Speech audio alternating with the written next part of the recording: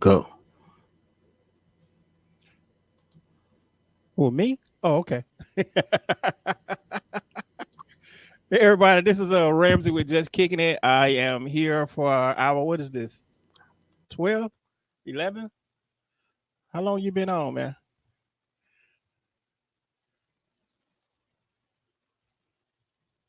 I can't hear you, Kinte. Sorry about that. Yeah. Since 9 p.m. Pacific, which Yeah. is midnight Eastern. So Wow. we've been chugging along, man. Wow, man. I can't do nothing but congratulate you, bro, for everything you've done.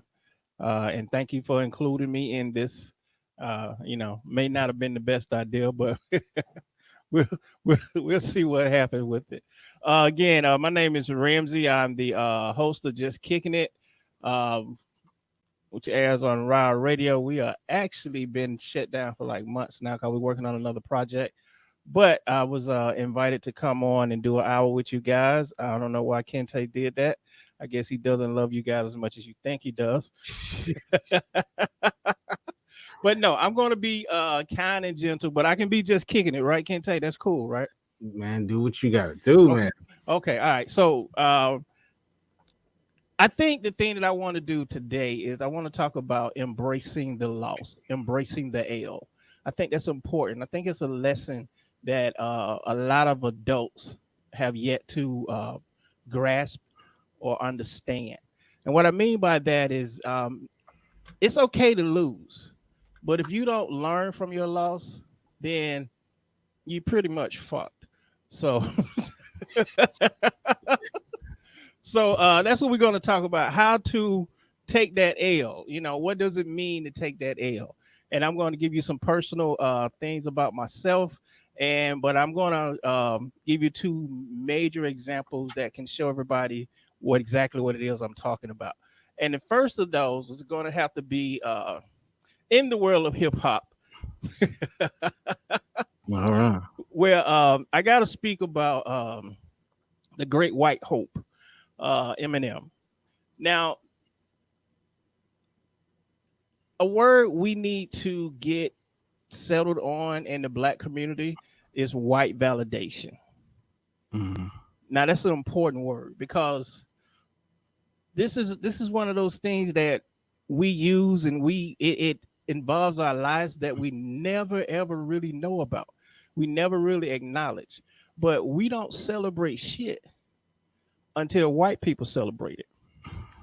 If a white person ain't checked it out, we give it garbage. That's why Eminem and Vanilla Ice was so accepted when they first came out. Oh man, a white guy's rapping. Thank God. I mean, I I heard people call Eminem the greatest rapper of all time. The greatest. EST, meaning that's it. Right, right. No, man, let me get me started on that. Like, I mean, bro, I can't even put Eminem in my top 10. I No, no, no. can't. I can't. All right, and the reason why I can't is it's real simple when it comes to what he does. I mean, this dude pretty much is a domestic violence serial killer. Yo, look, stop me if I'm lying, bro. I mean, this is who we're celebrating. Name an album before Relapse where he wasn't talking about killing his ex-wife. I wait. I mean, this is what this guy does. Now, a lot of people, a lot of rappers have said, on and time again, man, if he was black, they'd have been pulled his ass off the radio. Right. And that's true. But this is where white validation comes in. Because he's white, he's celebrated because he's validating that thing that we're trying to do. I'll give you another example, and this right here is what irritates a lot of people. But Black Panther, man, I was so fucking upset and irritated when I saw the response for Black Panther. I mean, black people are just like Wakanda forever. I'm like, no, motherfucker, you celebrate Marvel. All that money is going to white people. But again, white validation. All right, so here you got Eminem, And to put it bluntly, the dude got a weak dick game. I'm just putting it out there. The history shows the man ain't got no play in the bedroom. Okay, you trying to kill your wife, and you disrespect Christina Aguilera. I mean, every female out there that hook up with you, you got to talk shit about them. That's why it's Eminem is a bitch, because that's what we in my neighborhood. That's what we call guys like that. Use a bitch. If you ain't got no play, use a bitch. Okay. Now, Eminem got in with Mariah Carey, and I guess it was a charity fuck. I don't know. Mariah may felt, hey, let's get a guy hit. And for her, it probably was a one time or one night stand. Like I'm saying, it's charity. We've all done some charity work in our life, right? I mean, there's a couple of people I don't ever want to see again. And I'm assuming that that's what happened with Mariah.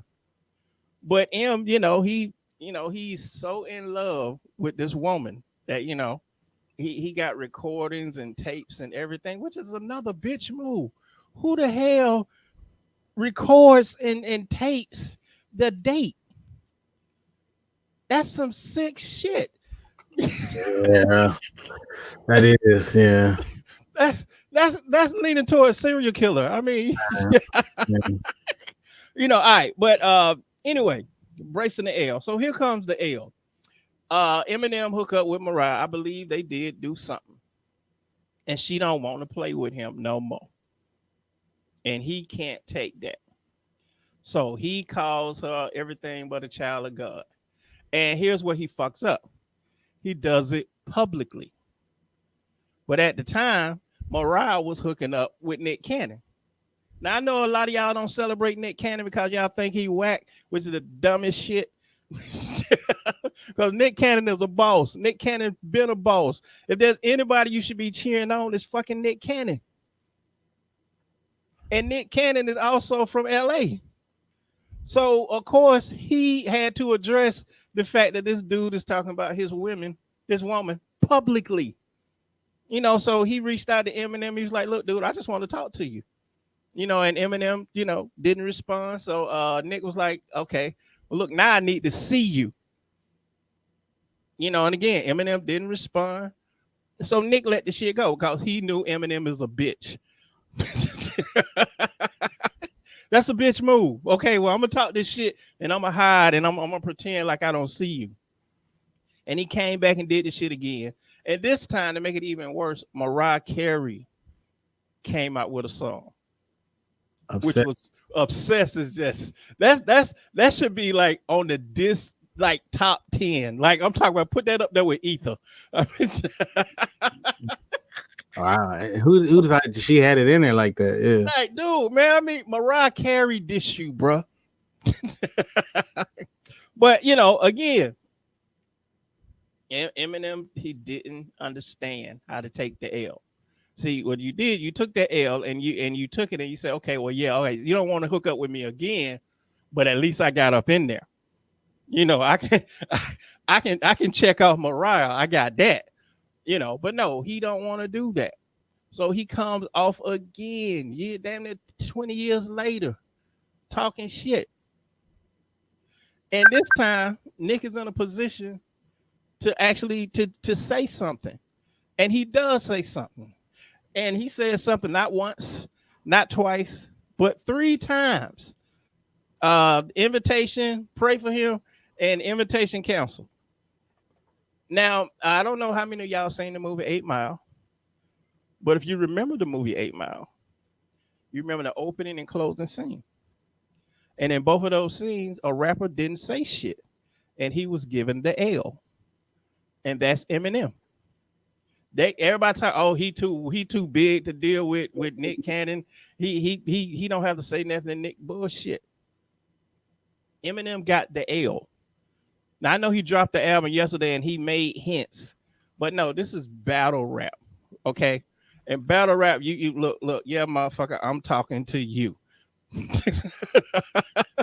There is absolutely no misunderstanding who you pointing at when you battle rapping. and Eminem didn't do that, so he had to take the L. Okay, and again, he should have learned from the L, and he could have went on and just, bragged about, yeah, I hit Mariah, I was there, but no, you can't do that because you don't understand, bro, that your ambition and her ambition was not the same. And again, you got a weak ass dick game. I mean, it's that simple. And because of that, I have no respect for this white boy anymore. None whatsoever.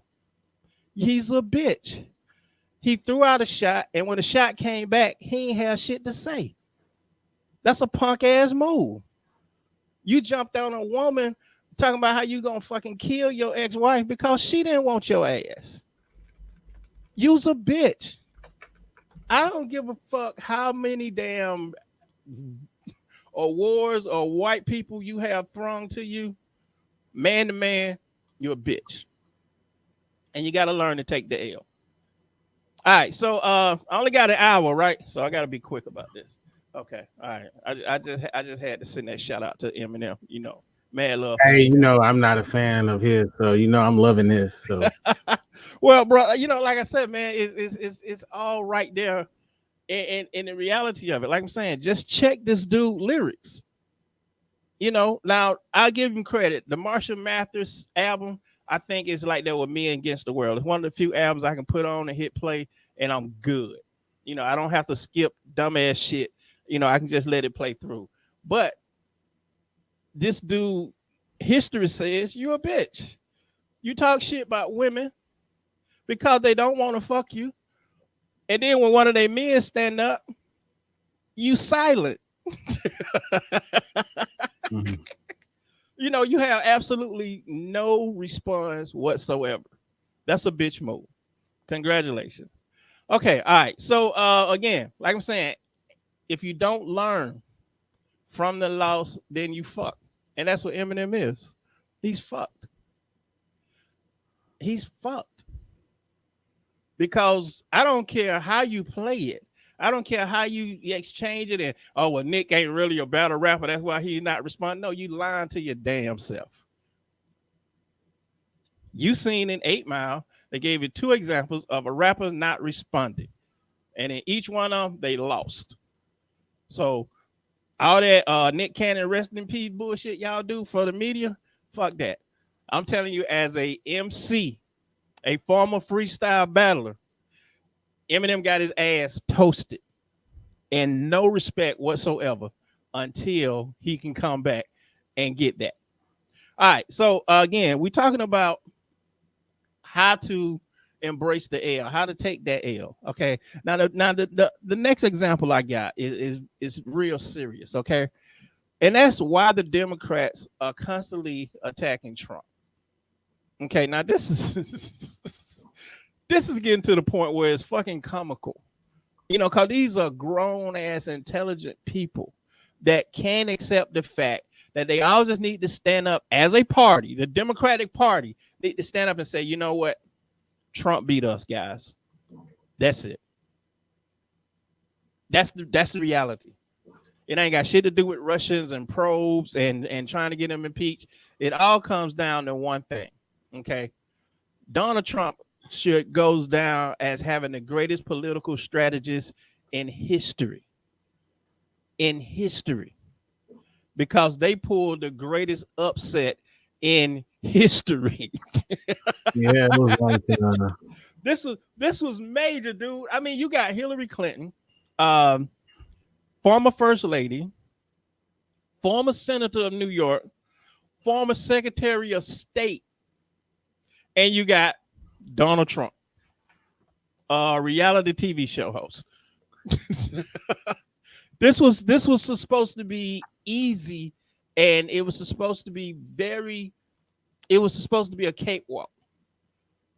But now the people on Trump team, they looked at it and it's like, well, Donald, we can't compare to her politically. We can't. You have no political record to put up against her. So what can we do? How can we do this to give you a shot? Mm-hmm. So what they did is they muddied up the whole damn game. They made it just as dirty as possible. They made it where anytime somebody talked about the election, they skin crawl. They just did not want to be bothered with this shit anymore. And how did they do that? They turned Hillary into damn the dirtiest, filthiest candidate they could picture and paint. I still laugh every time I hear people talking about Hillary was running a sex trade thing for kids through a pizza hut. I mean, You know, you know, Pizzagate, man, that's real. come on, man. I mean, this is and what they and see. Here's where this is where people don't get that I think is so funny. Everybody is mad that Donald Trump is president, Right. but what y'all don't understand is you made Donald Trump president. See, here's the game plan. They did not want you to vote for Donald Trump. They just didn't want you to vote. Mm. That's all it was. They just didn't want you to show up for Hillary. And see, Hillary, dumbass, she's sitting here thinking, oh, well, you know, we got Barack people with her, so we're going to ride this Barack thing till the wheels fall off, you know. And they never addressed the bullshit that was going on. They never addressed the idiocy that was going on. They just allowed Donald Trump and his people to just tarnish her damn name. And in the end, we had more people not vote in this election than any other election. If the people that didn't vote was a candidate, that vote would have won by a landslide, like 5-1. Mm-hmm. You know, so that's how Donald Trump got into office. But now the Democratic Party got to deal with Donald Trump being in office. And again, this is about embracing that loss. It's about, okay, what do we do with this? What can we learn from this? And this is why Donald Trump has a very good chance of being damn president come 2020. This is why it's scary, because the Democratic Party didn't learn that lesson. They're still out here attacking Donald Trump. Oh, well, you know, the Russians, they are the Russians, they talk shit about Hillary. Yeah, they did. You know, we ain't lying. You're right. They did. They talked a lot of shit about Hillary. well, you know, Donald Trump is trying to get Ukraine to throw dirt on Biden. Yeah, he did. You know, but what the hell do that got to do with the White House? And what that got to do with you not fucking up again? See, again, as long as you don't embrace that loss, you in trouble. And that's where we are now. I'm telling you, I man, when it was 20 candidates, I told everybody, wait till after New Year's, and then you decide who you want to vote for. Just don't even get involved in that shit till then. I said it earlier. I'm voting for Andrew Yang because he on one of his platforms, he said he's going to take the stickers off the fruit. And yes. I'm like, man, he got my vote. I hate that, man. I hate them stickers on the fruit. So, man, I'm gonna be honest, bro. I'm still not excited about not one candidate we have. Right. And I'm a card-carrying Democrat. I'm not a liberal. I'm a Democrat. Those are two different things. Y'all need to understand that shit. Me too. All right. I right now, I mean, cause see, everybody is trying to fight Trump. And I don't give a damn about fighting Trump, because Trump ain't gonna be there. What I care about is what the hell you got planned the next 4 years. How you gonna do what Donald Trump did to Obama and erased all the bullshit? That's the question. How you gonna recover from this damage? That's the shit that you need to be talking about in these debates and in your campaign, because that's the problem. Donald Trump is not the problem. Okay, if you show people that you have an agenda and a plan, see, those are two things. You got it's okay to have an agenda, but you got to have a plan. Mm-hmm. Then obviously you can work some things out. But if all you have is that, fuck Donald Trump, then no, no, bro. I'm sorry. That's not nearly enough to get my vote. So right now, my hands are up for Biden, Warren. I can't do Bernie Sanders. I can't see. You I don't feel can't, the burn? bro. Listen, I'm with you too. Yeah, I can't do Bernie Sanders. First of all, you motherfucker, you went from an independent to a Democrat. Right. I mean, I see you already letting me know that your shit is viable. You already for sale. So, but no, I can't do Bernie. I like Elizabeth Warren, but I think she's too. How can I say this politely? I don't want to call her a feminist because I don't think it's that she's a feminist. I just think that she's so determined to prove that a woman can win. Right. Like my shit with Hillary was Hillary didn't give a fuck about being president of the United States. She wanted the history book. If you check her track record, she did just enough shit to check that off. She was a senator for one term. She was a secretary of state for one term. Hillary did just enough shit just to check off because Hillary thought her name was going down in history. And that's what I feel about Elizabeth Warren. Now, Joe Biden, I don't know, man. I don't know if I want a crazy motherfucker in the office. Yeah, I know. He won't even know what button he's putting his finger on. Right, Joe been on fuck somebody up, y'all. Talk about for real. But again, the Democrats have not embraced this. So they're not even looking at it. And that means that they're not planning for it. See, again, a loss is all right if you learn a lesson.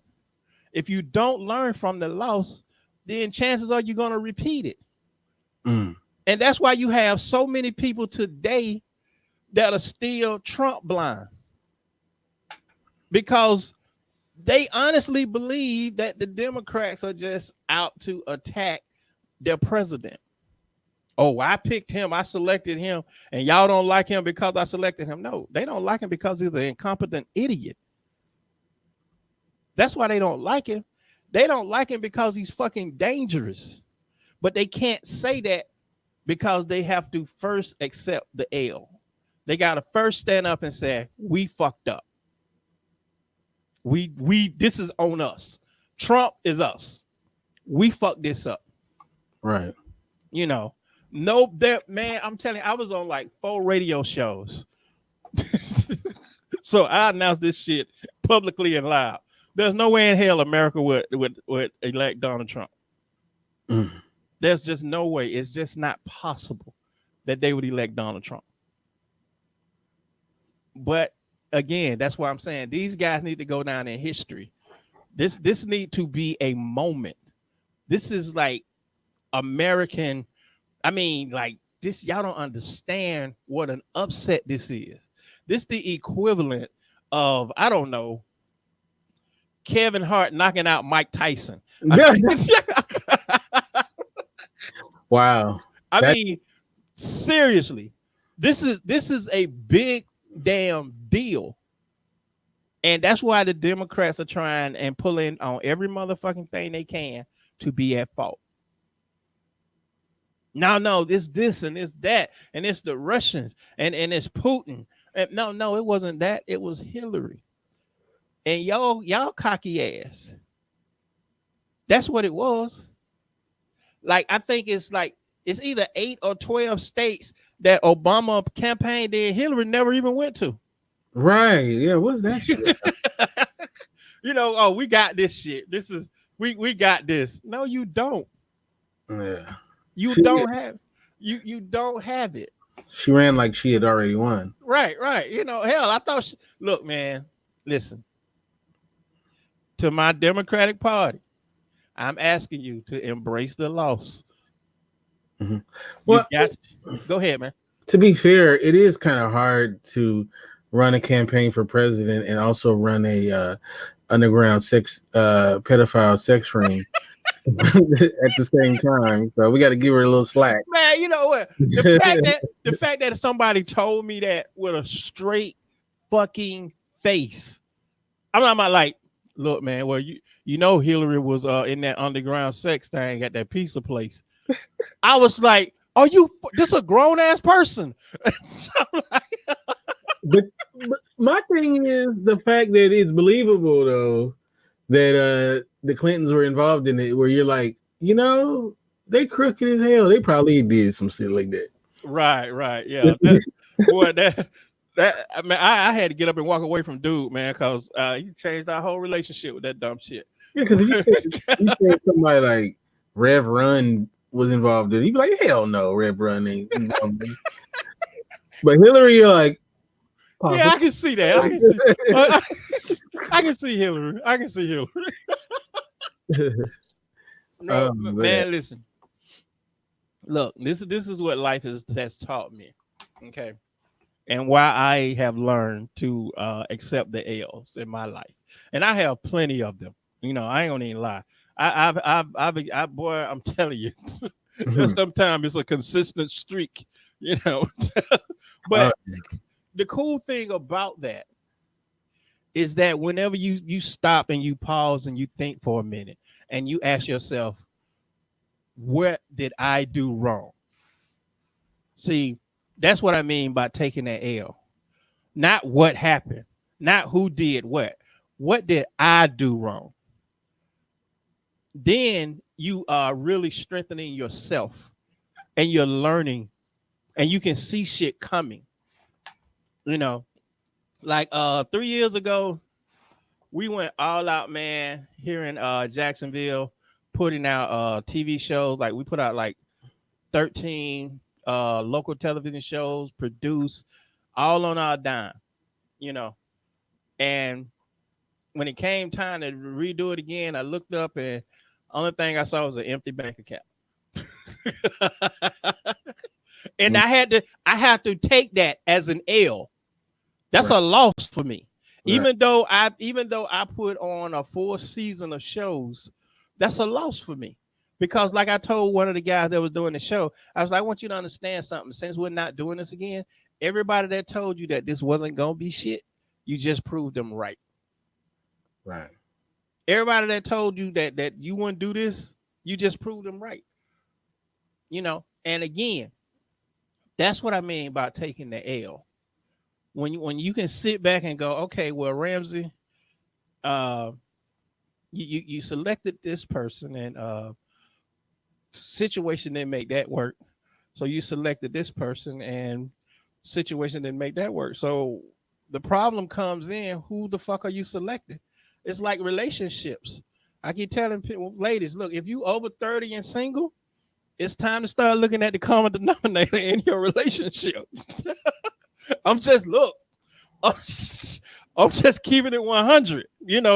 If you 30, 35, 40 talking about ain't no good man out here, you need to sit down with yourself and ask yourself, what am I doing wrong? Because you screwing up somewhere. Maybe like me, it's who you selecting. See, I've always wanted to help out people struggling. That has always been a passion of mine. I've always wanted to help out people who were struggling. So I realize now that the people that I'm selecting are people that are comfortable, for a lack of a better term, in their situation. And see, when you're comfortable in your situation, if somebody comes and give you a handout like I did, like, hey, look, come on, do your television show. We're going to make you famous. They jump on that. And they start, their eyes and start seeing stars and people start blowing up their Twitter account and, everybody's acknowledging them until it comes time for the work. See, that's the one thing about fame that a lot of people can embrace. It's the hard work that it takes. Mm-hmm. And see, that's where I had to learn to take that L. Cause I even had somebody tell me, well, look, man, why don't you put the show together? You get the host, you get the guests, and I'll just show up and tape it. I'm like, dude, what do I need you for? Right. It's like, what else? You know, a guy that I got nothing but mad love for, man. Every once in a while, he will post up the video of the first show that we did on television with him on it. And he's excited about it. He's like, oh man, look, man, I'm on TV. I'm on TV. And every time I see that, I think you jumping up for joy for a failure. You did one of 13 shows. All we got out of it was one show. And you excited. You're like, oh man, yeah, I'm on television. I'm on television. No, bro, you don't brag about that. That's an L. That's a loss. Well, you know. That's a loss, bro. I'm sorry. That's like saying, you know what? I was on the Titanic. I did get off though, and I made it to shore. No. That's like I designed the Titanic. Like, hey, we got through most of our journey. But no, that's what I'm saying, man, is that we have to learn as adults, and especially as Black people, we have to learn to embrace our losses. Because once we can embrace that, then you can learn from it. Then you don't have to play these day games. Well, why you ain't doing that career? Oh, they don't want me to do that. Oh, what? Why you ain't moved out? Oh, they won't let me get a house. Oh, no. Damn day. Yeah, it's you. Yeah. Right. You know what I mean? It's not they, it's you. They and them's. Right. It's not they or them, it's you. You are the one that is stopping you from doing the thing that you want to do. And the way to do that is to embrace your loss. Yeah. Like, man, I wanted to be a musician. So why aren't you a musician? Weed and pussy. You know, embrace your loss. You know, I mean, it's that simple. Look, man, I made some choices that I thought were at the time the correct choice for my life and my career. And you can't be afraid to fail too. Like, well, see, that's what I'm saying. See, failure is going to happen. Mm-hmm. You know, it's what we do once we fail that's important. You know what I hate is when like a very successful business person act like they never made mistakes along the way. You know, like right. You know, that you don't heard me say it, man. Like when I cracked the success barrier, the first motherfucker that holler overnight, I'm punching in the face. Right. And this ain't gonna be a cute little baseball. No, this is gonna be a straight out street fight. You mean overnight, mother? You know what I've been through to get here. I know, man. You may didn't know me, but motherfucker, you. No, man. Right. I was like Andy Dufresne trying to get up out of this. That's what I'm saying, man. See, you never know what the day is going to bring. Okay, like to give you an example, when we shut down Ramm Radio, we shut it down because we was focusing on television. But I didn't know that the cable company here went through like some massive restructuring. So it took me 6 months to get in touch with the people to get on television. Oh, wow. You know, and by that time I'm sitting here like, oh man, what are we gonna do? You know, and what I've decided to do is that I'm focusing on, because I got options right now. I can turn back on Ramm Radio tomorrow. You know, we can start by just kicking it tomorrow. It's not like we don't have options. It's what's the best thing, you know. And my thing is right now, embracing my losses, to do Ramsey, to invest in Ramsey, to point all my energy into Ramsey, because Ramsey is the one person that I know gonna work his ass off for Ramsey. Ramsey is the one person I know that understand the opportunity that Ramsey is presenting him. So that's what I've learned from years of reaching out and banging on doors and where is he at? Is he coming? Where is he at? Is he gonna show up? Oh man, you can't do the show drunk. I mean, you know, my favorite thing is when someone is describing something you do, and they go, "Oh yeah, in your little show. Tell them about your little show." Yeah, my little show. Right. I may put that in the overnight category. That might get you punched too. Right. Oh, I hate that. But man, see, and what I'm saying is that now I'm excited about what I'm about to do, because I know that it will succeed or die based off of me. Right. You know, I'm not leaning on anybody else. And you know, again, my mistake was that I reached for people that was comfortable being broke. Yeah. I reached for people that was comfortable being popular.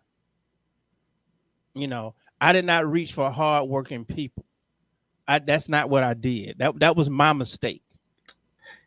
I hate being broke so much. Like, oh my God, dude. Like, you ever just, it's funny though. You know what I noticed about being broke? Yeah, what's that? Is you are more hungry when you broke. like Some told me not to drink when you said that. It's like when you got like pockets full of cash, you're like, I'm good. But when you broke everything, man, every commercial, you like, I want that. Oh, but I ain't got no money. So look, if you wanna like lose weight, just have a lot of money. No, man.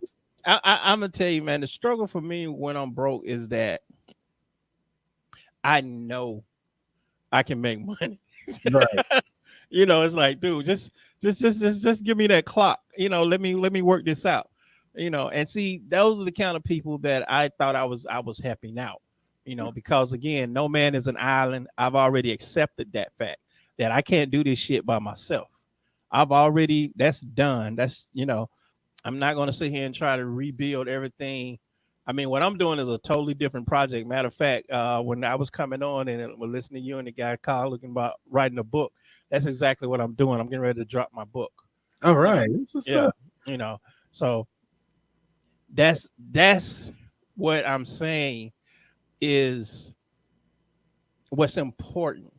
It's not important that you waddle in your failure, because it's not a failure, it's a loss. Okay, a failure is when they throw dirt on your ass. Not that's when it's over. You know, right, right. That's when you like, oh shit. Well, you know, okay. But no, man. Listen, any setback is a loss. Now, whether or not it's an important loss is whether or not you learn from it. You have to learn from it. You have to sit down with yourself and you have to ask yourself this one question: how did I fuck this up? Right. And you got to be honest. You got to be honest. How did I fuck this up? Because again, if you don't see it, then you're going to do it again. Right.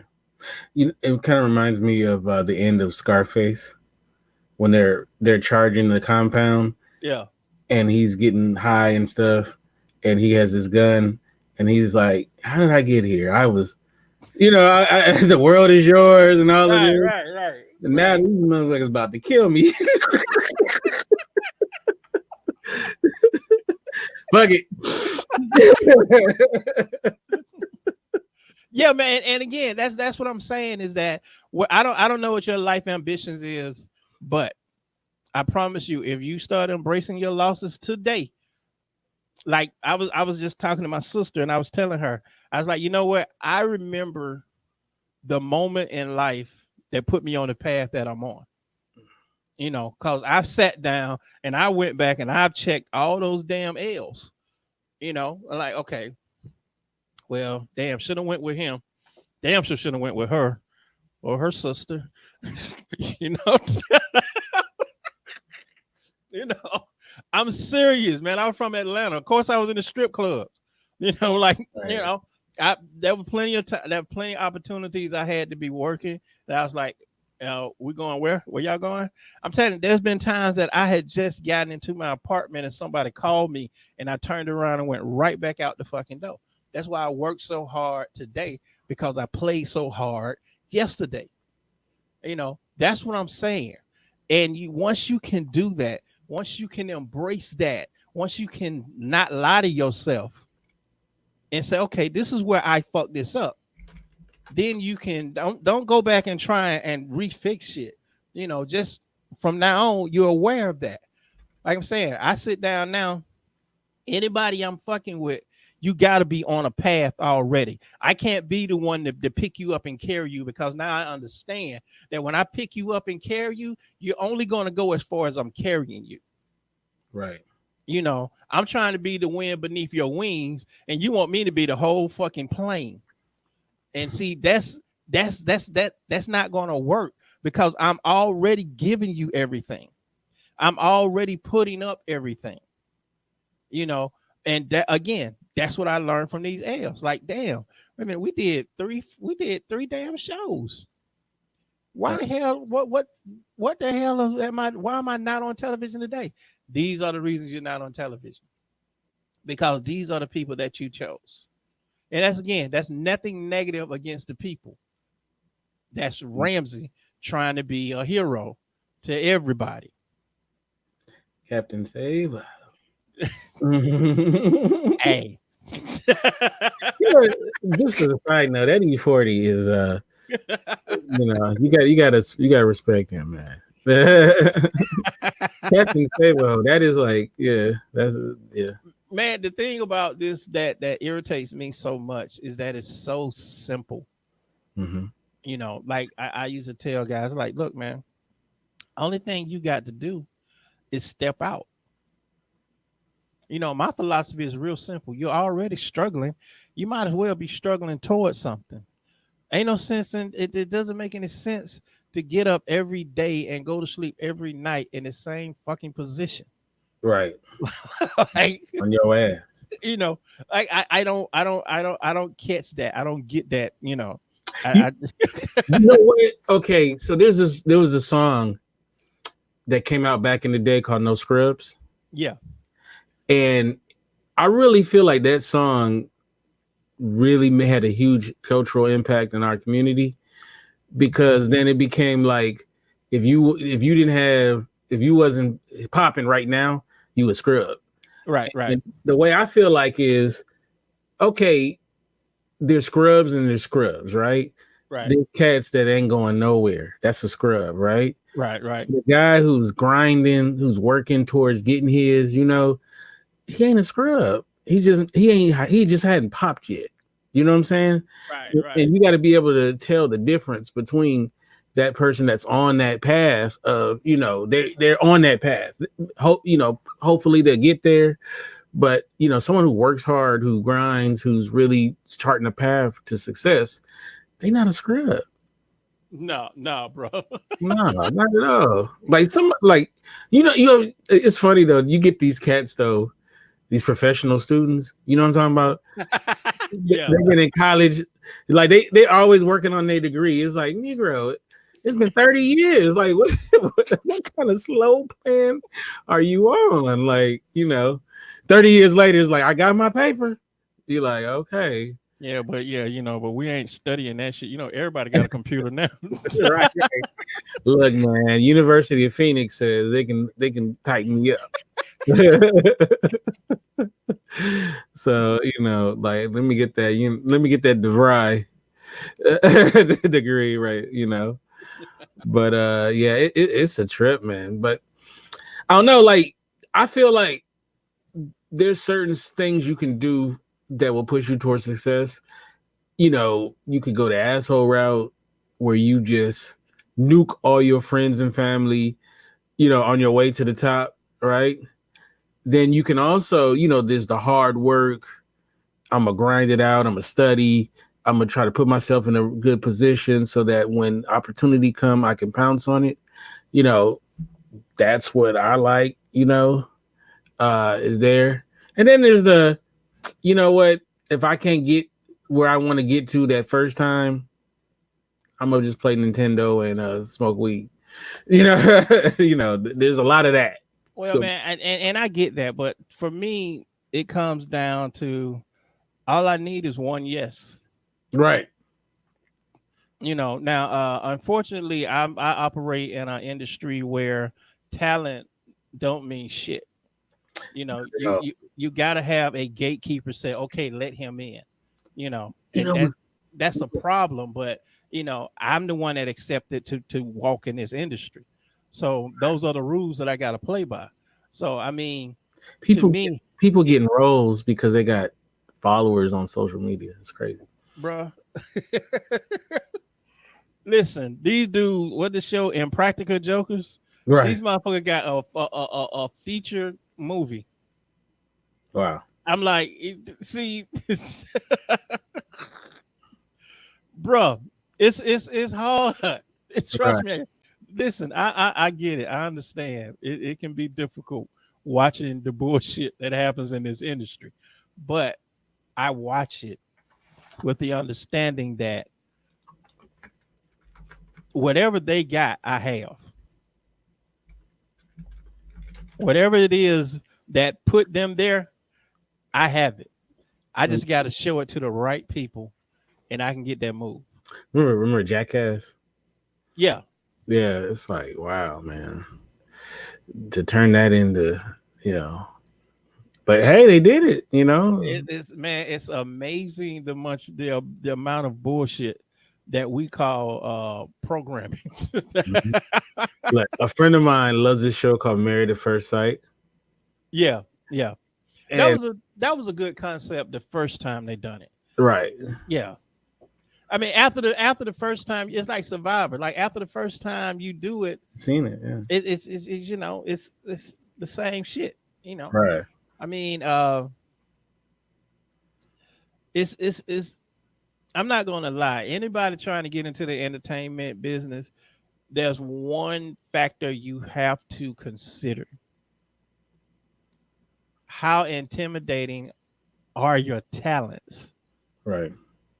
Because trust me, I have lost jobs because of my resume. Yeah. That's the thing. I'm serious. Like, no, dude, we can't hire you. You can't hire me to work a studio camera. Dude, I produced 2 movies. What? Right. So yeah, you have to be aware of the game that you're playing. Another thing, like if you talk to some comedians, I remember I talked to this comedian who's pretty well known, and he did some jokes, and I like, he was doing his material, and I told him I wasn't trying to offend him. I was like, dude, I've seen you like a bunch of times on television and stuff. Mm-hmm. You're never this funny. Like, why are you so, you're like so funny more than I know. And he told me straight up, he said, comedians will tell you, they'll, like, if they're the headliner, they'll say, you got to cut out some of your best material because you can't outshine me. Oh, yeah. Yeah. Like, you gotta dial it back, homie. Right. Yeah. Yeah. I remember that from the Hammer era. Mm-hmm. Like, they was like, motherfuckers like mad, like, I ain't going on after Hammer. You know what? The pants are hard to they was dope. Oh, real quick, Aaron, not Riggs, but Aaron Gowans, it's his birthday. So happy birthday, Aaron. He's in the Get Vocal chat room. So yeah, he's one of our good entrepreneurs. This brother is very, I look, I don't even think he's 30 yet. I think he's 29. And this brother is so successful. I mean, I'm looking up to this cat. So yeah, he's 29 years old, man. And it's just a great story. Like, Ramsey, for real though, his story is a movie. So we're gonna have to talk offline about this brother. We're gonna have to make that movie, man. I don't know who's gonna play him, but definitely his story is amazing. So, but anyway, happy birthday, Aaron. So, I don't see our next guest. So if you don't mind, if we can just keep going, and if she comes in, great. If not, we'll just we'll carry through. Is that Okay, cool? that's cool. Yeah, I don't. Yeah, she's in the UK, so she might be knocked out. So, so or who knows? She might come in at the last second. So she does have 8 minutes before it's time. But yeah. Let me ask this question. As a man who, you have a pretty good support system, right? Would you say? Yeah, yeah. And you have a loving wife who, I love dearly. She's a sweet lady. How important was that for you as far as, being someone who's, you're in a creative space, and sometimes I'm sure the money fluctuates, so it's not always steady. And how good is it to have someone in your corner like that? Well, what was important to me is to understand what it is that I'm trying to do, what I'm trying to accomplish. I can handle most of the relationship issues. What I can't deal with is you trying to get me to make a choice between my career path and our relationship. You Right. know, so the understanding is what's really important. You know, that's really what make this work. Yeah, man. It's hey, if you can get you that right person to help start your empire or to be a part of your empire. Like Vince McMahon, he's a great example of that. Yeah. Vince McMahon, his wife is a really good partner for him. And, I'm sure he got his concubines too, but but he definitely has a good, he is a good partner in his business and all of that and all that. So that's pretty dope. Well, man, I mean, when you're talking about the support system, man, the thing that you need to realize is, and well, this is in relationships in general, you got to know what the hell you need. Right. Not what you want, what you need. And if you can cover what you need, you're good. Like I'm saying, I've been in several relationships where it was either or, and of course, I'm no longer with those people. Because that's not what I needed. What I needed is somebody that understands that, okay, in the last 3 days I've seen Rams in maybe 4 hours, but I know he upstairs and I know he's working. Right. You know what I'm saying? And that's what's important. That's the dedication that's needed. And when I see a window to get that time back, I get that time back. But it's not a forceful thing. It's everybody wants somebody, but do you know what it is you want? Mm-hmm. That's the $10 million question. What is it you want?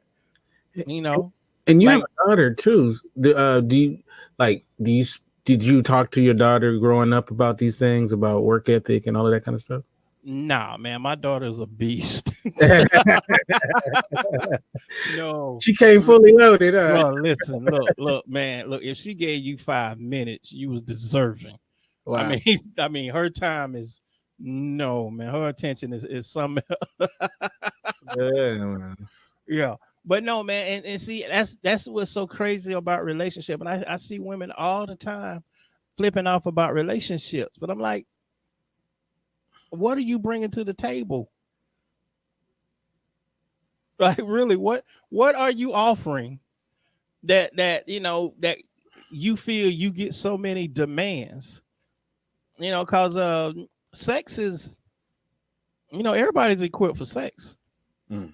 So besides that, what is like, I don't want a man that got this, and I don't need a man that got that. Okay, but what do you have? What is it you're bringing to the table? What is it that's going to make me pick you over her or over her or over her? Because see, when you come to the table with demands, you got to have your shit together, not pretending they together. Your shit got to be together. But I kind of blame us guys for the state of things because I feel like we overvalue vagina sometimes, Um, and like some guys, they act like, man, like, like they just gonna, that they can't think, Right. Yeah. and I always say maybe we should have like a Conto Negro Congress where we just like guys just come together and be like, we're not gonna do this no more. It's 2020. It's just funny how dudes will just mess up their whole careers over coochie. Yeah. I'm laughing because one of the last shows we did was called "It's Just Pussy."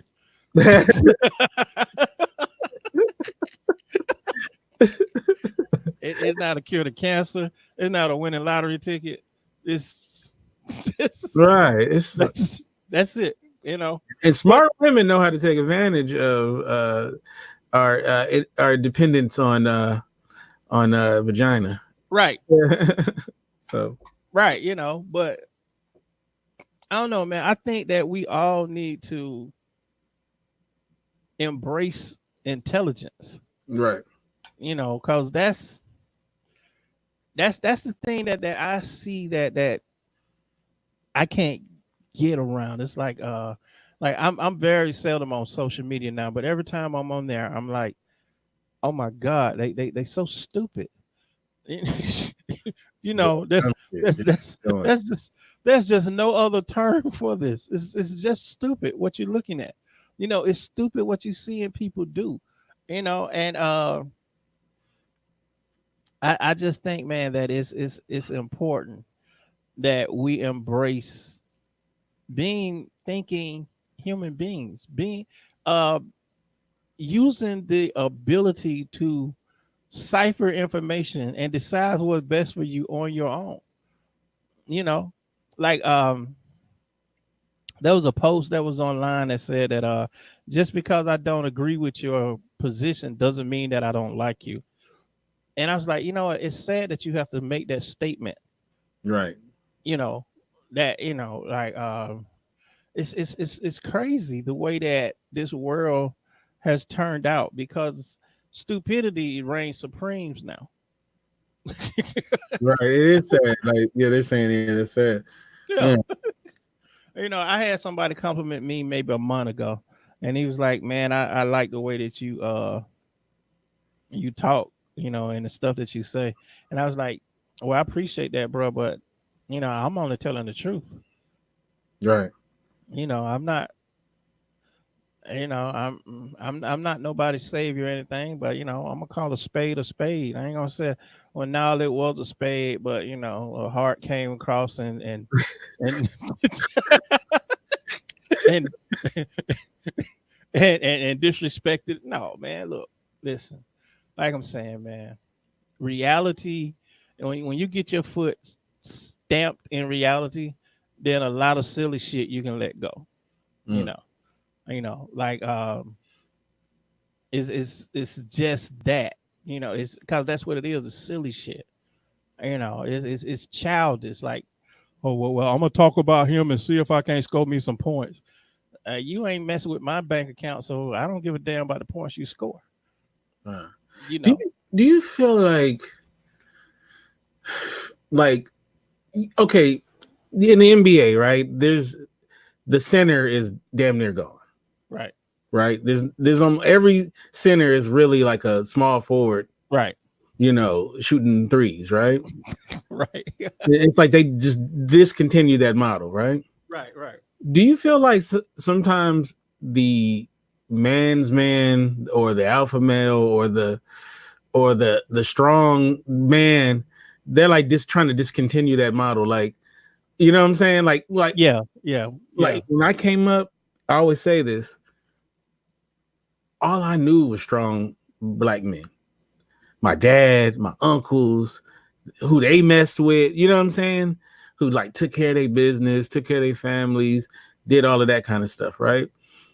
So I was fortunate, right? I came in a very good circle. Even like the cat daddy dude who in the Cadillac, you know what I'm saying? Right. That guy got up and went to work every day. You know what I'm saying? That guy, when he shook your hand, he was 80, but he damn near, he did Adrian Peterson, Right. And it just seemed like, man, that dude is almost gone. And see, man, now you about to make me start talking. Look. Let me say this, okay? Cause I got into a heated debate over the term toxic masculinity. Oh, I hate it. I hate You that. know, and see, here's the thing about this whole movement that people got going on. People want you to be accepted for what their beliefs are. However, you want to turn around and demand other people to think like you think. Right. And that's ignorant as fuck. Right. I mean, that's just stupid as hell. You know, I don't give a damn whether or not you gay or not. Right. If you got on a damn dress, ain't a damn thing masculine about you. You can get 10,000 motherfuckers to walk down my street and circle my house for 5 days. I don't give a fuck. You're not going to change the way I was brought up on certain things. Now, do I respect you as a person? Yes, I respect you as a person. No, I don't respect you as an alpha male. Because in my life, alpha males don't wear dresses. No, they don't. They don't. You know, No. and see, that's this society, man. That's what I'm saying about stupid reign supreme. Mm-hmm. You know, that's the dangerous shit here. Is that like remember when the boy shot up the church in South Carolina, right? And everybody was talking about mental health and black people crying. Oh no. Oh, every time a white person to do it is mental health. Like, okay. Now every damn time you turn around, now here come black people. Well, y'all know that mental health is real. Right. You know, again, that damn white validation shit. You know, no, listen. If this motherfucker come into that boy, first thing I keep telling about, that boy was not mental. Okay, no, he knew exactly what he wanted to do. He knew exactly what the hell he was doing. That was not mental. Mental is running your ass up through the hood with 9 shots. You know, that's mental. Now, if you told me he went into the projects and started blasting, right, I give you mental. Yeah, that's mental. Yeah, this motherfucker sit in a chair in a church for damn near 2 hours, then walk out and come back in and start shooting people. That ain't mental. Right. That's just an evil motherfucker. Yeah. And see, those are the things that we have to stamp that shit in concrete.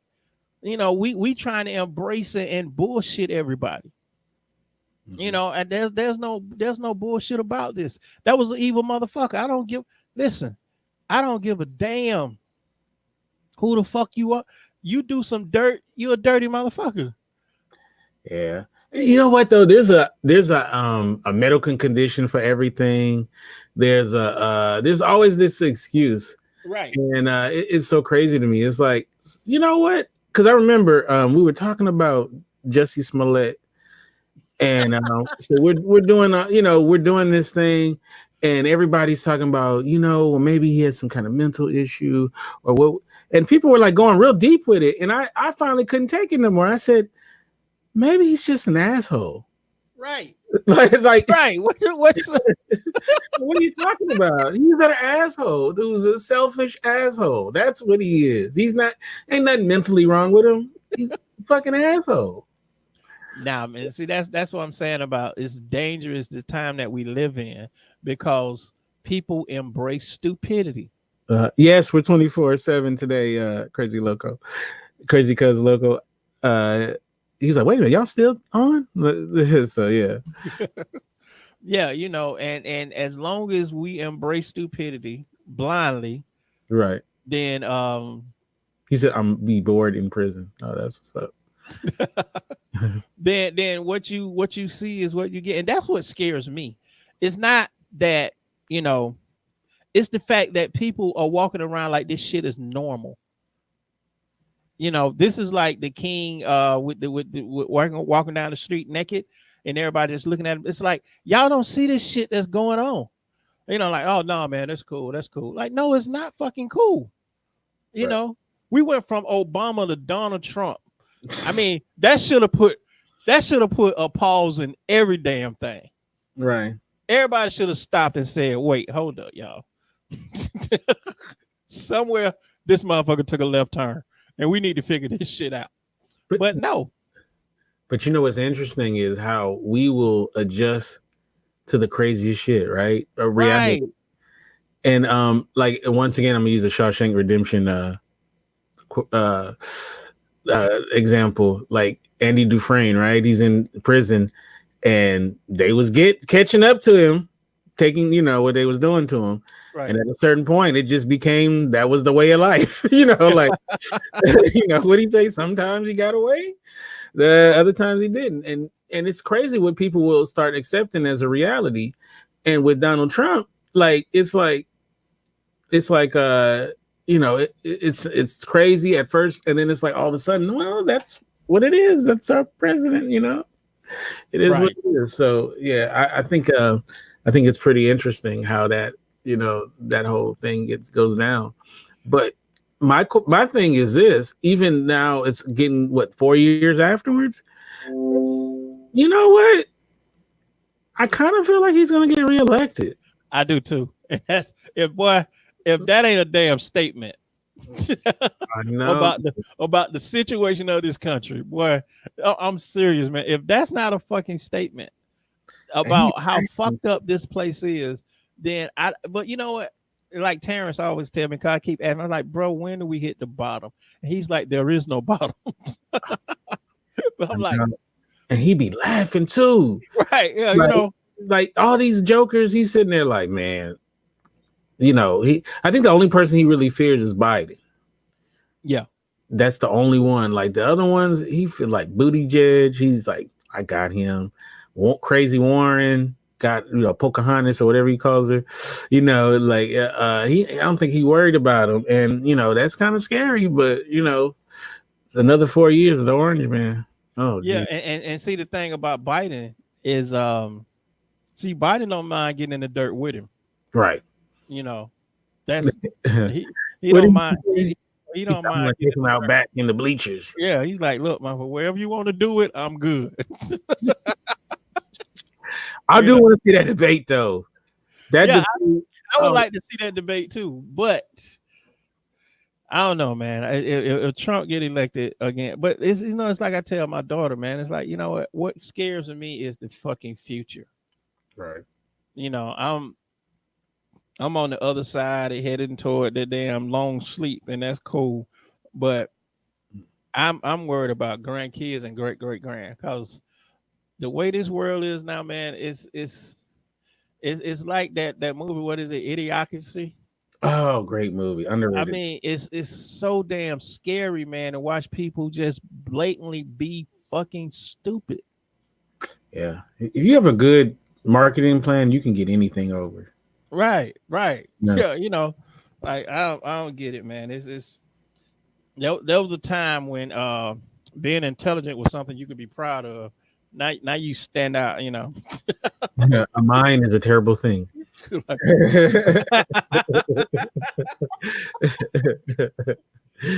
What's wrong with him being all knowledgeable and shit? Like, okay, all right. Oh man, it is kind of funny though. The people that we put on pedestals, and the ones we don't. It's like it's just it seems kind of funny to me and ass backwards. Bro, let me ask you a question. Just for my own benefit, okay? Mm-hmm. Please tell me Cardi B don't sound like she just finished having brain surgery when she talk. Look, I am not a fan. If Ryan is in the chat, he get mad when I talk about Cardi B.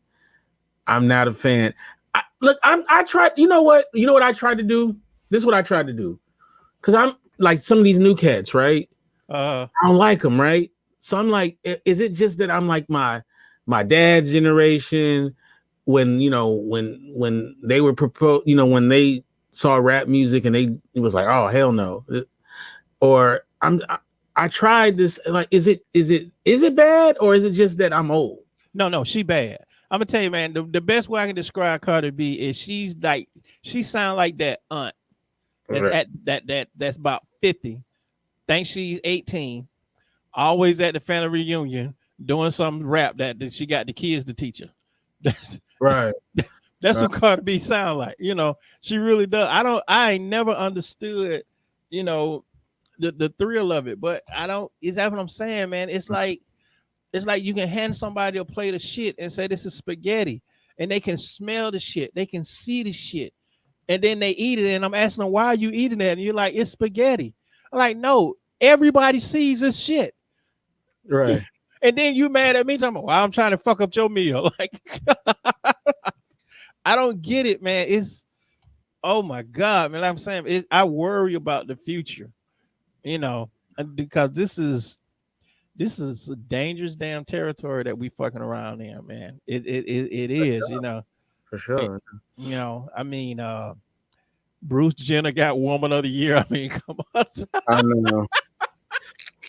Oh, and strutted up there and took the award. Ain't that nothing? With a standing ovation. Mm-hmm. You know what's funny though? So I posted something once, and it was something about Julia Roberts was supposed to play Harriet Tubman. Oh yeah. Well, yeah, it was Julia Roberts. Yeah. And the funny thing about it is, once again, people went, I can see Hollywood doing that. You know, like I can totally see that. You know, which is absolutely asinine, right? Right. But It really is. you know, Hollywood's that messed up. They would do some shit like that. Well, I mean, okay, like just to give an example, bro. Mm-hmm. Please tell me you watched Tyler Perry The Oval. No, I don't watch. Look, I don't think I've watched. I've watched one thing of his, that he's done. Man, this show is so celebrated, Uh-huh. and I'm gonna tell you like this: if it was a white person producing it, they'd be fired for being a racist. Oh wow, it's that bad. It's that bad. It's that fucking ignorant. I mean, it got the angry ass black woman in it. I mean, it's, oh my God, man. And I'm like, this is the guy that was celebrating. You know, that's what I don't get, man. I don't understand when people are gonna look at something and call a spade a spade. But you know, this goes all the way back to that damn scandal shit. You know, everybody's celebrating scandal. You're like, okay, she's a fucking home wrecker. Right. She's a side piece. No, you don't understand. She love each other. Like, okay, all right, would you let a woman suck your man dick? So I remember that. Remember that show we did? And yeah, God, like yeah, you know, come on, man. We got called everything but a child of God. So yeah, no, I feel you on that. Yeah. Oh man, you know, okay. This is the thing about Tyler Perry, and like, because when I criticize him, it ain't. Look, I want to love Tyler Perry. Like, just the idea of a black man, you know, who opened a studio. He was homeless. He, you know, to where he's at now. It's on a lot of levels. It's like a wonderful story, right? Right. But so, and I don't want to shoot at the guy that, you know, the brother that has the studio and all of that stuff. But his content is just so terrible. That's what Spike Lee was talking about, man. That's the shit that Spike. Everybody like, but again, that's what I'm saying about stupidity reigns supreme. You know. And I want him to have better. You know, look, we can talk about the imagery of what they put for black folks, but my thing is, I would like it to be on a higher level as far as elevated content, you know? Right. And I believe he got it in him. Oh, I know he got it in him. Yeah. I know he got it in him. I've seen Why Did I Get Married? I've seen Daddy's Little Girl. See, and see, that's my issue with Tyler Perry. It would be different if the bullshit is only thing you put out. Right. But it's not. You have put out quality damn programming. And this bullshit that you got going on now, I'm like, dude, man. But again, it showed the respect that he had for his audience. Right. You know, because Tyler Perry got a damn free hand with BET. Right. And kudos to Tyler because he does a lot of things on the low that nobody knows about as far as helping people out and all of that kind of stuff. So, he has a conscience more so than a lot of the brothers and sisters that are in Hollywood. So you do got to give him that. But then, it's just like, man, do I Bro, need you can't give him that after you seen the Oval. Oh, wow. Oh man. Yeah, it was like, Man, just watch the pilot, bro. Just I'm begging you. Just watch the pilot, episode 1. Just watch, wow. and I'm sitting here and I'm like, I mean, are you really going to cover every stereotype of black people? I mean, really, like look, dude, man, it's like they just took a dartboard and just threw it up. This is all right. So we got the angry black woman. We got the fucking over husband. We got the disobedient child. I mean, it's just, and the acting is, oh my god. Yeah, it looks bad. It looks bad. Yeah. Yeah. And he was bragging about not having a writer's room. I'm like, you need a writer's room. You can't write all that stuff. Man. Yeah, this is really a director, producer, writer situation. He needs somebody to be checking his shit. Right. He needs somebody to collab with to go. Cause I mean, the reason why I keep watching is because it's so bad. I'm waiting on him to flip the damn script. You know what I'm saying? Like it's so, at some point as a writer, you have to go, okay, well, this is not making damn sense. So we need to take a turn here, discover what the fuck going on. That's not what he's doing. It's not. It's the same old pathetic, ignorant shit, and people are eating it up. Yeah, it's doing very well. Yeah. Yeah, that's wow. I'm thinking like, I don't know. Have you ever been to the movies and you see a trailer for something and you're like, this is complete garbage. And then the person next to you is like, man, I can't wait to see that. And you're like, most comic movies. Right. Like, did you see what I just saw? That don't look good at all. What you talking about? Yeah, most comic movies I'm like that. Yeah. Right. Yeah. Yeah, it's crazy though. It's so crazy to me. He said he can't find it on the app. Okay, so what I'm gonna do is I'm gonna open the seat. You won't be able to see Aaron, but he's gonna come in on you hear him audio. Okay. So Aaron, go ahead and hop in. We'll do it like that. I was trying to get in the proper way, but so as we wait for Aaron to hop on, oh wait, here you go. Yeah, can you see me? Yeah, I can see you. He won't be able to see you. Okay. Can you hear me, or can everybody hear me? Yeah, man. You 29, man. Yeah, man. I'm old. I'm old news. I'm washed up. I remember when he was legit young. Now he's getting old like us. I'm telling you, man, it's a struggle to get to 21. After that, it's like fast forward. Like, damn, I was 21. Someone keeps calling me. I didn't know what you said. Would you say Kinte? No, I was saying I remember when you was legit young, and now you getting old, bro. Yeah. It's like what is it called? Uh-oh. See. Yeah, somebody keeps calling me like back to back. Hey man. I get it. This is crazy right now. When I was young, I was popular too. Yeah, it's like 20 times. Now nobody gives a shit. No, I get more. The people that call me now are the telemarketers and people trying to hustle. I get more of them than I get actual people trying to call me. So Scam lightly call me at least 3-4 times a day. Check on me. Yeah, they sure do. Word, they check on me every day. Like, no, actually, because now I got an iPhone now. Oh yeah, so they don't call me no more. When I had that Android, they called me all day. Yeah. Yeah, my favorite though, they'll be like, all day. Yeah, so you served in the military. We have some benefits we can. I'm like, I ain't been in no military. Like, no, hanging up on you. Yeah. So they'll sneak in though. Oh, the GI Bill. I get that email. Yeah, they'll sneak in on you too because like it'll show that it's a wireless, so you're thinking, oh well, they can't be calling from a wireless. Wrong. So yeah. But man, yeah, once again, man, happy birthday, dude. Thank you. Still a little hungover. I woke up in my sister's house and I don't even know how I got here. By the grace of God.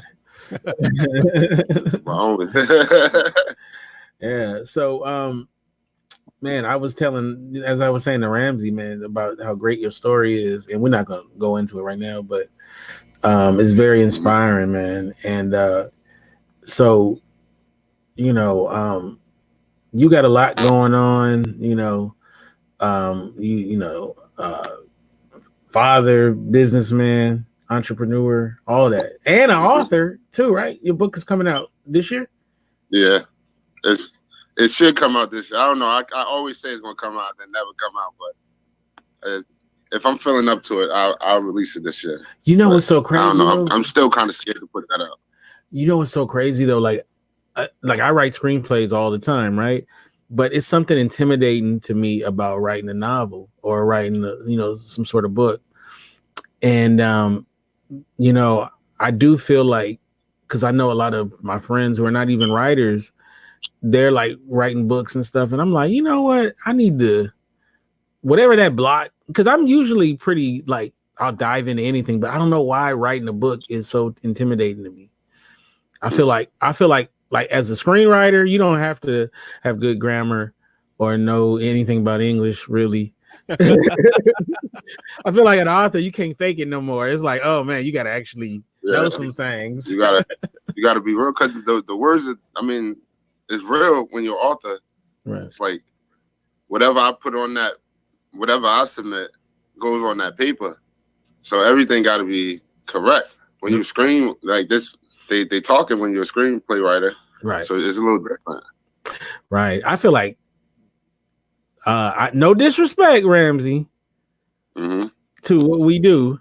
Okay. But I feel like a monkey on crack could write a screenplay. What? I feel like a monkey on crack could write a screenplay.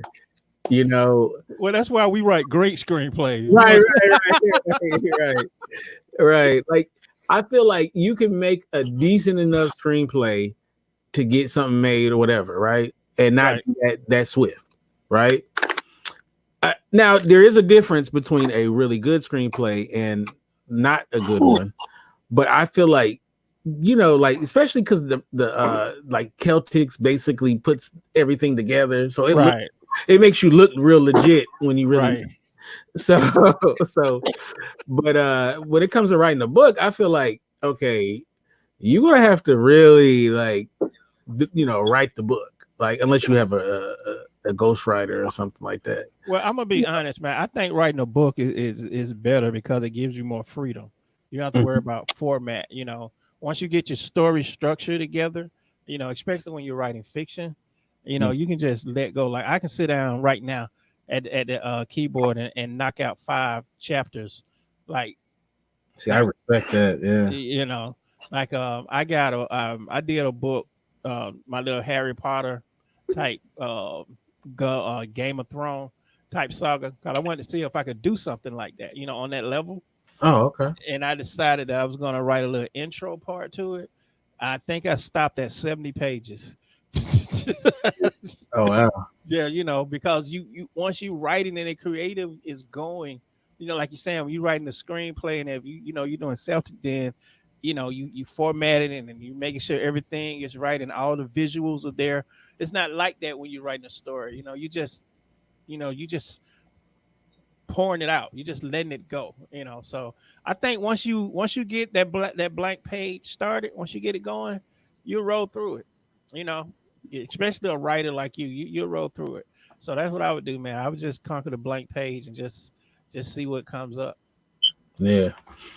I think I'm just blocking myself, and it's funny because I normally don't about most things, but for whatever reason, that's something that I've always kind of been like I don't know, do I have the capacity for it? Like, I think you do. I actually think you do. You know what? We're gonna find out this year because I feel like if I can crack the code, I feel like I'm gonna be like Stephen King ain't gonna have nothing on me, man. I'm gonna be like cranking these books out, boy, because I got so many ideas, man. Man, I got some banana ideas, So, but I also feel like the first thing is crap. So I kind of want to blow my wad for pause on on something that's not. Wait, what do we talk about? Toxic masculinity, right? Yeah. You see that? You see that? I want to maybe not the thing that I'm really want to do, but like something I kind of want to do, and then kind of get my kinks out on that one, and then hit them with the whammy bammy. Well, my worry is expectation, because everybody that know I'm doing a book, I already know what they think it's going to be about, and it's not that at all, Right. So that's my fear of that. They're gonna be like, no, where's the black power and the black movement? Like, no, that's not what I wanted to write about, But yeah, that's my worry about the book that I'm about to launch is the expectation, because it's a great story. Hell, I was reading it yesterday. I keep telling me I'm such a fanboy of Ramsey. I sit there and read it like I don't know what the hell happening. Like, wow, what's next? Good. Okay, let me ask this question. Okay, I ran into something as a creative person. I was writing some scripts, and I wanted to mine my past, right? And so there was a situation that happened that was very personal. When I was in a relationship, it happened to a girl I was dating, right? Very personal stuff, right? Mm-hmm. And so I wanted to add that as a plot point to something I was writing. Names will be changed and all that. You won't even know who the person is or whatever. So, as I'm writing this, adding this to it, because it's something that I experienced through her. It was really something that happened to her that I started feeling like, as I'm doing it, I'm like, dang, because I hadn't talked to her in like 10 years or so. Like, it's been a long time. And I started thinking like, damn, am I messed up by including something bad that happened to her? Like, but I want to do it from the character's point of view, which is like almost like my point of view. Mm-hmm. Tell it through that way. And I'm thinking like, is that wrong though, to use that in, some art that I'm creating, some pain that person went through? Like, what do you think, Ramsey? Like, it depends on the picture you're painting with it. Uh-huh. Like to give you an example, like I said, I used to be a freestyle battler. Mm-hmm. And I wrote a movie called Battling. Mm-hmm. And in the movie, me and my best friend, we took out like everybody. Like he beatboxed and I rap, and we really got tight. We was like the best in the neighborhood. And of course, the question came out: what if those two guys went at each other? And it actually came to the point that we actually battled, to the point that we stopped speaking to each other for years. It got that personal. But now in the movie, his part is played by a female lead. Okay. Because I need to show that connection. I need to show that inspiration that was there, with that, so that it looks different than me rapping and destroying a guy than me rapping and destroying a girl. Right, so right. It's all about the way that you set up the picture and the way that you paint that character. But I mean, man, I think you make a good author, man. I mean, just the fact that you have that on your head, because other ones don't pasted that and went on and knocked out another one. Yeah, it'd be like, I don't know, how would you feel if like one night you and your homie went out and you got beat up, and then he put that in his movie, a scene, you know, like I mean, as long as I got a lick or two in. Well, I mean, like how close is me and my home? yeah, I mean, you know, don't make it look like I got my ass whooped. You know, like you know what. Again, it's all about how you paint this picture. Be sure you show this motherfucker hit me from the back with a brick. With me, I'm not changing shit. I ain't changing nobody's name. But I'm telling you like this. Take me to fucking court. Take me to court. I ain't doing none of that. I'm not changing. If I wrote my story, right? Like my personal story. Right. Why the fuck should I have to change somebody's name? Right. Tim story. Hit me. Tim was 6'3". He was born like I'm not. Tim did it. Like I'm not changing that. That shit happened to me. I'm not changing nothing. Right. Like that's why I wouldn't write like something that didn't happen to me. I will only write my personal experiences. Like fiction, I was all that. I couldn't do it. I couldn't do it. Yeah.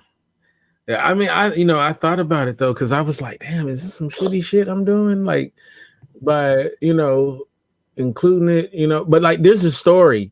I don't know if y'all know this, and somebody can give me the particulars. I can't remember who it was. If this sounds familiar to you. So there was some rock group or a rock star who wrote a song that was a big hit. And it details the story of him going on a road trip with his girl. And the girl got mad at him and just dumped him off somewhere. And he got stuck, right?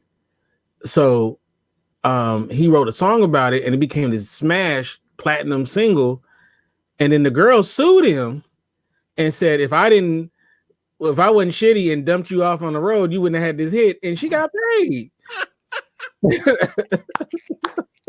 Like I've been sued for crazy shit. Like I showed you, like I've been sued for crazy shit. Right. That's kind of fucking crazy. Like if I didn't dump you, you wouldn't have been shit.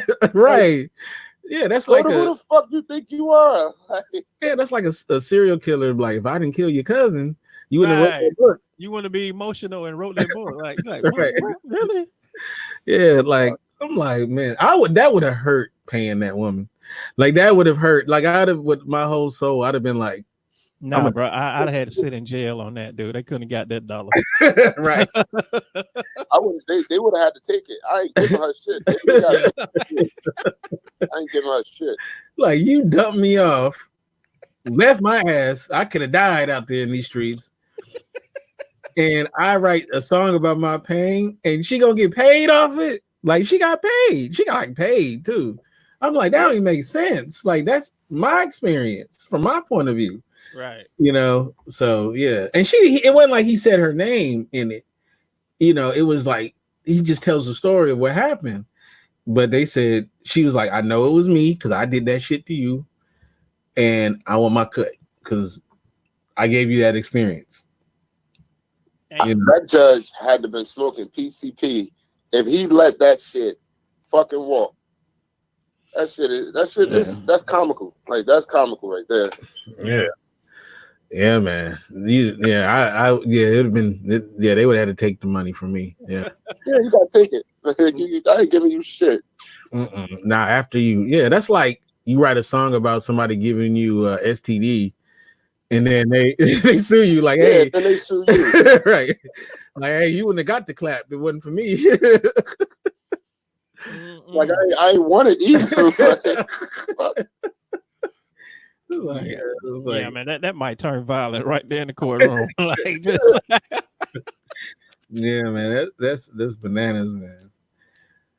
But like I think about, like I said, I do think about that kind of stuff about when you just creating, and then because I'm more so now mining from my life for stuff than I have in the past, and now I'm starting to think like, damn, like this, the person involved in some of these experiences, eventually they may see this, and I don't know how they're gonna feel about it because sometimes it's great stories, where it's pretty cool.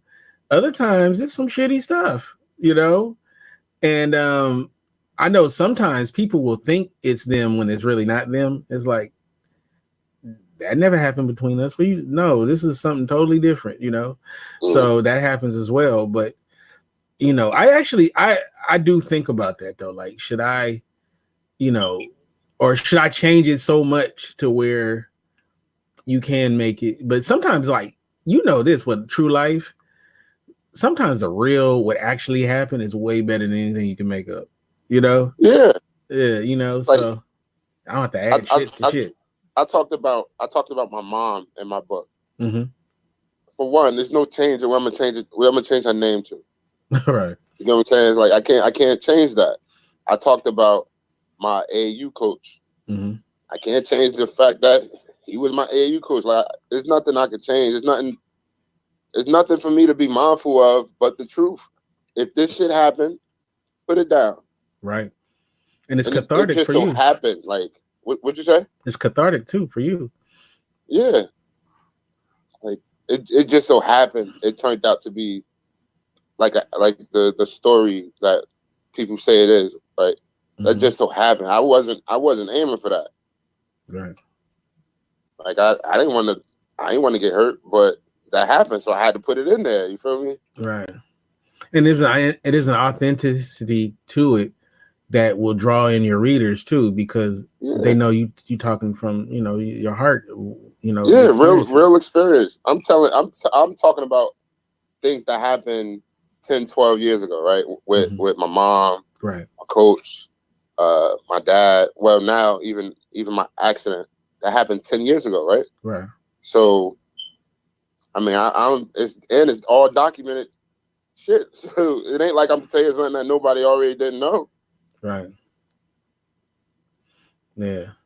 And and then once you start talking about family members and stuff like that, that does add another layer to it. You could talk about the girl that, cheated on you in 12th grade, that's one thing. But then when you start talking about mama and Uncle Junebug and all of that stuff, then, and then you got to go to the family reunion. I'm showing the fuck up. I'm showing the fuck up like nothing happened. I don't give a fuck. Uncle Junebug, yeah, I wrote about you, Nick. Yeah, Yeah. What about your dumb ass? Because every time you get drunk, your ass want to fight naked. So I wrote about that shit. Your ass let Uncle Poochie smack the shit out of grandma. Like, I'm writing about this shit. We all play sports, right? In high school, right? Yeah. Right. You did, Ramsey. You played football, and what else did you play? I played football and ran track. Okay. What's up with the guy that after the game, you're in the shower, right? And he wants to talk to you about the game. Like, what's that? There's always that guy on the team where they be like, man, the damn coach. And you're sitting there like, can I shower? Wait. So I'm a millennial, right? Right. So we didn't take showers together. Oh, see. Oh, they got rid of that. Remember when we were coming up, though, there was the group shower. Yeah. Yeah, like y'all took showers, right? Right. We don't take showers like that. Well, lucky y'all. After practice and all that. We go to fuck home. Like, right. We go to fuck home. Lucky you, because when I'm sure it was the same for Ramsey. It was the big group shower. Nah, bro, we didn't have a large shower like that. Y'all didn't do? Oh man, yeah, man. And then there was always a guy that's like one of, or dudes be horse playing. Like, what the hell is that? Like, we changed in front of each other, but I'm not getting my ass in the shower with it. Like, nah, that shit just not happening. Sorry, man. It's so much stuff that definitely has changed over the years. But yeah, that was a thing, man. Yeah. You just told the dude, man, like, shut the fuck up and handle your business. I mean, oh, believe me, I did. Believe me, I did. Some people are just too comfortable. Like, I couldn't be that comfortable. Like, it was like an unwritten rule. Like, you changed, you looked at your locker straight. You look at your locker. You could talk, but you ain't there like, oh, Jimmy over there, like Jimmy, come over here, like, nah, that's not about to happen. It's not about to happen. Nah, man, them dudes be like, I went to a school where they fought frequently, so. Nah, bro, just keep your eyes on your own shit, just. Yeah, and then like we had to be in the house before a certain time. I mean, where I'm from, where I lived at. So you ain't just, it ain't like you ain't taking your time trying to get dressed. Like you got to get the fuck in the house. I mean, it's not as bad as Chicago, but I mean, it was kind of crazy. I'm just laughing, man, because I can't even picture me in the shower and somebody's standing next to me, another dude trying to have a conversation. Like, yeah, like what the fuck? Yeah. Do you want me to do? Man, that referee was out of control. So are you, like dog. You out of control right now. You see my balls hanging right here, right? What the hell you doing? Yeah, that's wild, bro. I could not imagine. That's wild. It's like, oh my god, man. It's like, dude, you a little too comfortable. Like, I just want to get my shower, get dressed, and get up out of here. I ain't trying to have a conversation. Or remember this though, old stadiums, they used to have the urinal that was just like open right across. You know what I'm talking about? Yeah. So you go to like a ball game, and then basically you just pull out your junk, or into the little thing. And then if you go to a game, sometimes you would get a guy that would be like, "Can you believe, man, we're up at halftime, man?" And you're like, it'd be somebody you don't even know, and you're sitting there like, do you have urinal etiquette? Like, don't talk to me. Yeah, like I would dead ass say that. Like, yo, you're not supposed to talk to me right now, bro. Like, talk to me after we wash our hands. Like, what what guy who, like, I'm gonna use TK Kirkland, who raised you? Were you gonna actually have a conversation with a man at the urinal, like holding his dick? Like, what the fuck do you have to talk about? I'm holding my dick. You can't. There's nothing you can say to me. I can see if he owed you some money, you'd be like, I don't give a fuck. You taking the piss? I want my money. Like, I'll give you that. But no, not about that got his ass cussed out even worse, man. Like, nah. See, now he's vulnerable. He's vulnerable with his dick out. So that's when you get your money. I pull my dick out and you pull out a knot of money. What you trying to say, dog? Hold up. What you trying to say? Nah, bro, that's a fight. That's a fight. Oh shit. Yeah, man. No, I'm like, it's some etiquette things that people don't, you're just like, man, who, like, no, things I wouldn't even think about doing. But it's a different time. But that's a generational thing. That's right. a generational thing. Because for one, as a millennial, some of the shit just wasn't taught to us. Right. And two, the generation before us, the crackhead generation. The crackhead generation. Nah, for real. Right. I'm the generation of the crack babies, because crack hit hard in the 80s. I was born 91. So I'm that generation. Right. Right. And drugs fucked our community up. So yeah, it's not like we don't want to do it. We just don't know we're supposed to. That's not our fault. They were saying in the 80s that the average $100 bill that was circulating in Miami had a little coke residue on it. I can believe that. Yeah, I can believe that.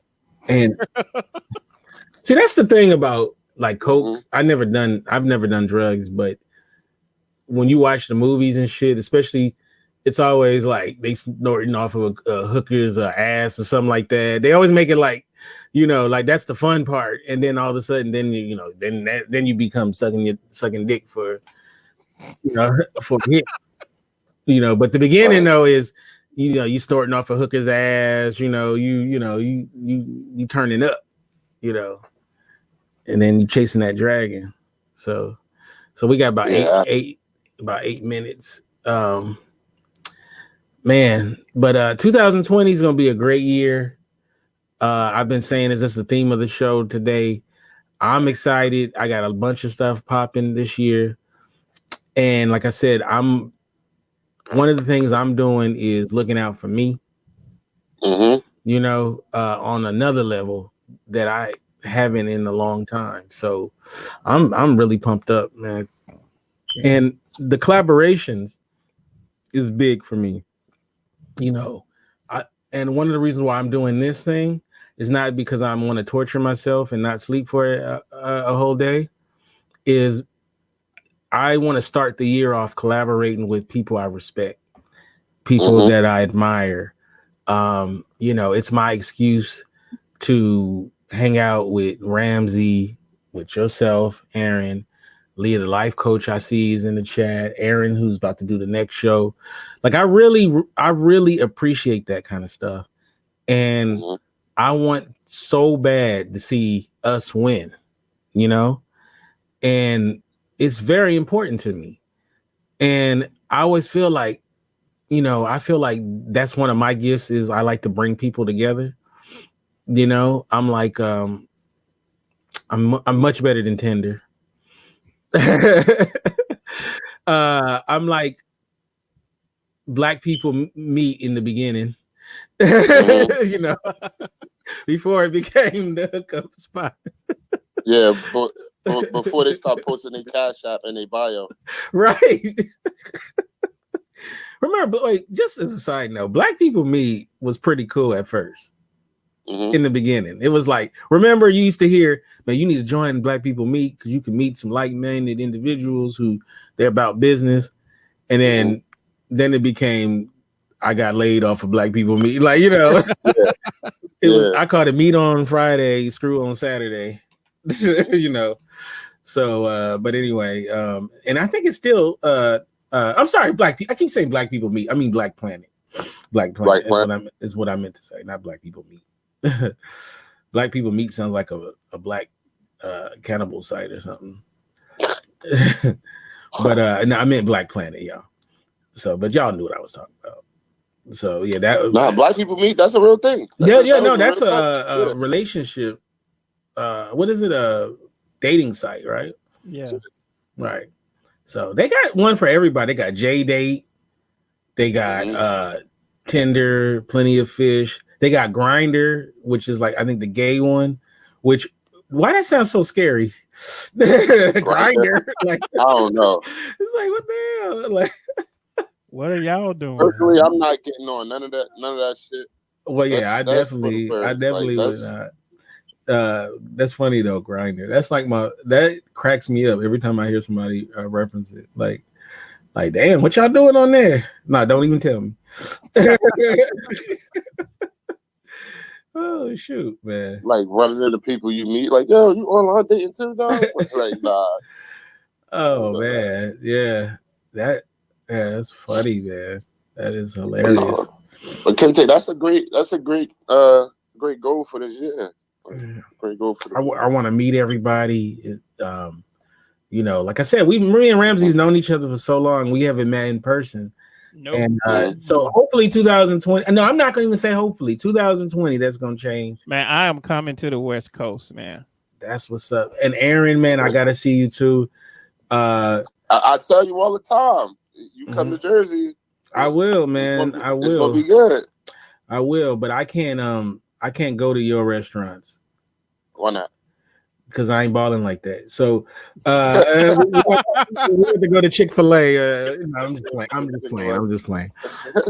Be like you ever go? My favorite is when you go to a restaurant and they don't even have the prices. You're like, yeah, I can't. Oh yeah. Me and Tiffany went to a restaurant like that. Boy, that was a surprise. You like, man, I might as well just get ready for what's about to happen. Like, girl, you know I love you, taking you to Shea Whitey's.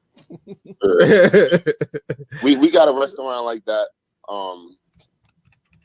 I forget the name, but it's no prices. It's no parking lot. You have to get valet. Like it's a dress code. Even I'm gonna say it's a little expensive. You talk about like $135 a plate for some bullshit. It get outrageous. Little finger food, and it's like the plate be all cute. I don't like those type of spots. Me neither. I'll be like, tip. All my money went into the meal. Like, geez, what's up, D in the chat, and Augustus, and Leah, and Olaf as well, and Derek. Hello, everybody. Hope everybody's doing good. And Aaron Riggs is next. We're gonna in 3 minutes. We're gonna get off the stream and let him come in. But but yeah, man. Yeah, it's funny though how I remember when I was young and didn't have means, and you go on these dates and you'd be like, okay. You'd be sitting there trying to do the math and all of that kind of stuff. Yeah, like what can I get? Because I know she's gonna test my pockets. So right. What can I get? Right. You see what she ordered, you're like, I'll just give me a glass of water. You know what? Let's do something dangerous. Add a little lemon slice in it. She like, you sure that's all you want? Yeah, I had a big meal earlier. I'm good. Right. And eat nothing but oodles and noodles. Right. But like, oh, that bread is free. More bread. Like, give me some more bread. Like, oh man, yeah. But I don't know. But sometimes though, I love a good place. Oh, you said Negro Groupon is your friend. Hilarious. You know what? I actually, before we go, I got to do this real quick. I posted, and I think Aaron might remember this. I posted on Facebook. If you went on a date, I was asking the ladies, if you went on a date with a guy and he had a coupon for the place that he took you to, how would you feel about that? That he used a coupon on the date, right? And a lot of women was like, oh, hell nah, he using coupons and all of that kind of stuff. And my thing was, look, if it's a good coupon, you know what I'm saying?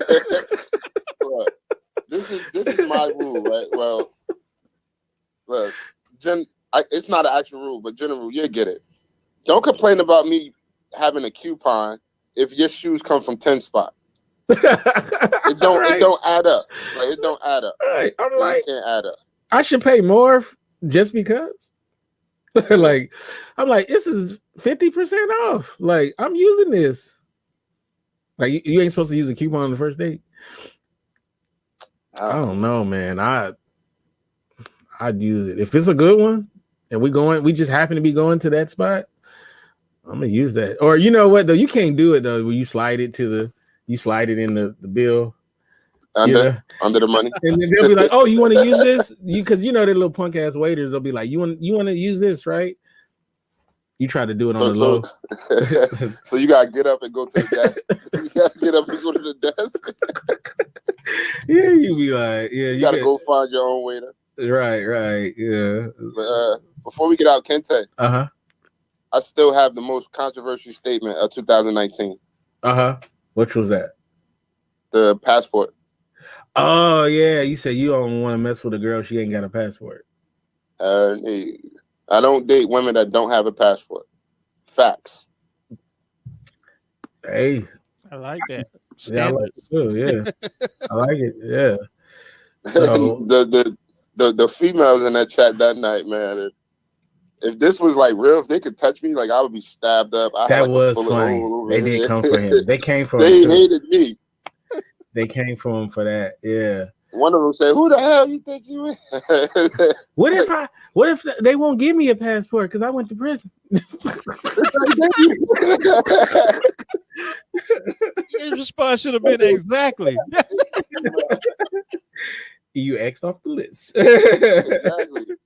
Exactly. He was X'd off before the passport question. Felony is like right at the top, dog. Before that, he was already done. I have my passport, by the way. So, but I got to get my real ID though. I got to get my real ID. You have an ID, Kinte? No, the real. ID, got passport. No, they have the thing called a real ID, where you got to upgrade your ID, or you won't be able to travel. It's just another way to track your ass. That's all it is, you know. But I got to get another. I'm like, passport. wait a minute, my license that I got from the DMV ain't shit now. Mm-hmm. Now they can charge you more money. That's so lame, man. But I need to do that. He said, you don't like Groupon, you can pay for your own way. I love it. That's true. All right, so I'll be in Argentina coming up, so I got to get another passport. Oh shit, man. Hey, you know, I'll go as your assistant, man. I speak Pukki. No, I'm lying. I don't. All right, Ramsey, how can we get you in social media and all that good stuff? Okay, you can check me up on Facebook, Ramsey Hill, Raya Network, RAIANETWORK. All right, and Aaron, how can we get you in social media? You can follow me on all platforms, Mr. Wake Up Better. Facebook, use my real name, Aaron Goins. You can message me. Just don't be crazy. All right, you guys. Stay tuned. We'll be ready for the next hour. You'll be the other Aaron. All right, you guys. Thank you so much. All right, man. Ending broadcast.